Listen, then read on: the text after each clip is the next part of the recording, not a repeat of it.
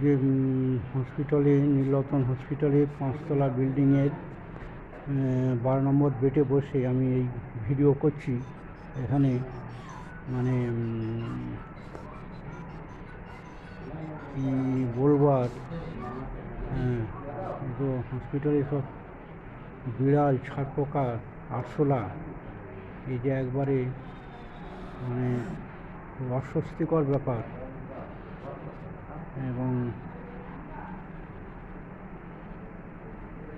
যাই হোক, বন্ধুরা সবাই ভালো থাকবেন, সুস্থ সুন্দর থাকবেন।